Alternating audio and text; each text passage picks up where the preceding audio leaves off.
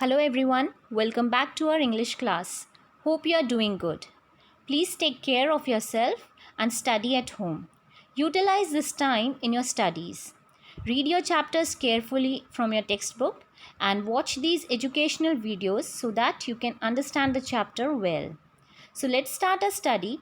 Today in this video, we are going to discuss the question and answers of the chapter in the Kingdom of Fools.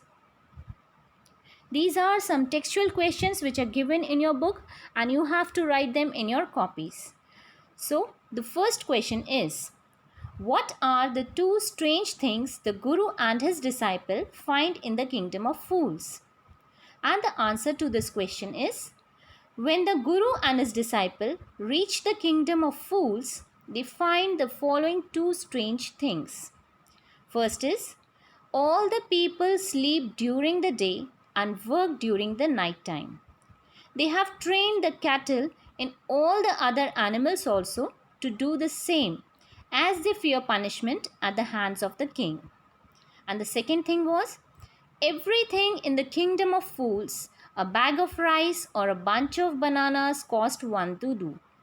The Guru is astonished, means surprised, and his disciple is excited to realize that food is so cheap in the kingdom. Now we'll see the second question.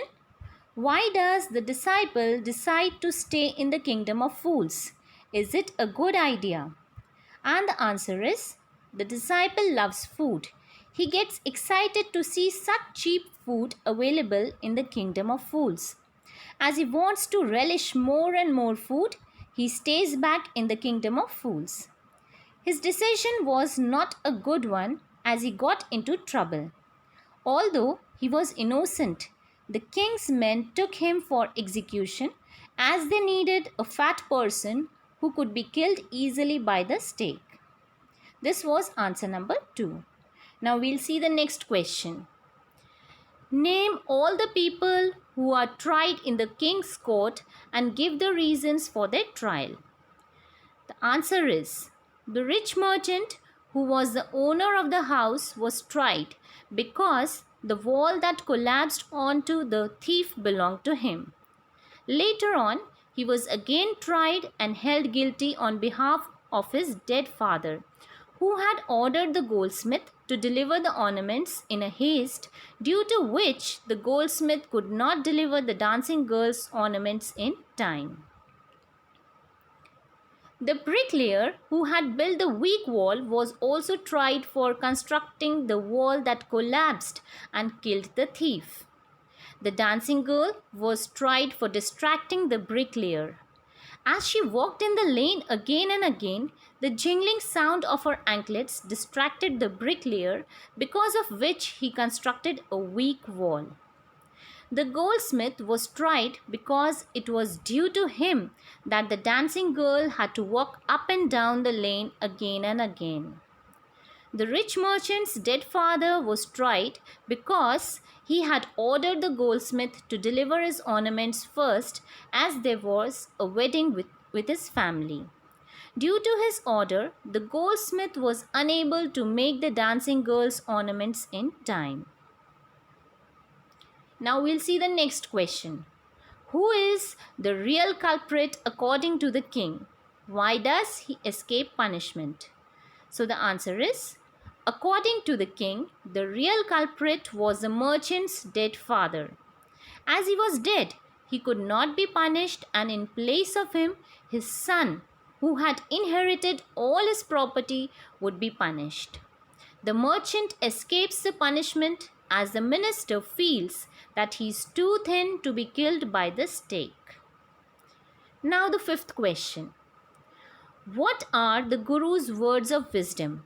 When does the disciple remember them?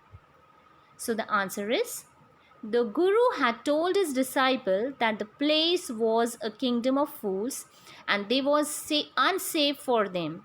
He had asked his disciple to leave the place at once. The disciple is so reminded of his Guru's words of wisdom when he lands into trouble. When the king's men take him for execution, he prays to his Guru and asks him to save his life.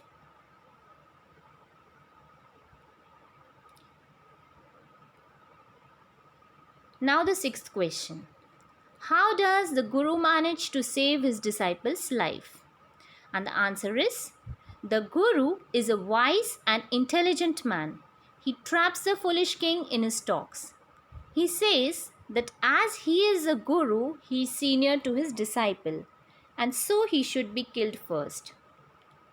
The king gets confused to see the Guru's eagerness to die. He asks him the reason for it. On being promised that he would be killed first, the Guru says that as the stake is a new one, it has not killed any criminal. He adds that the person who would be killed by the state first would be reborn as a king of the kingdom. The second person who would be killed by the stake would be reborn as a minister of the kingdom. The king considers the Guru to be genuine and so tells his minister that they should not lose their kingdom in the next birth. In this way, the king decides to save his kingdom and get himself and his minister killed by the stake in place of the Guru and his disciple. Hence, the Guru saves his disciple's life. So children, these are some questions which are given in your book and you have to write them in your copies. Thank you.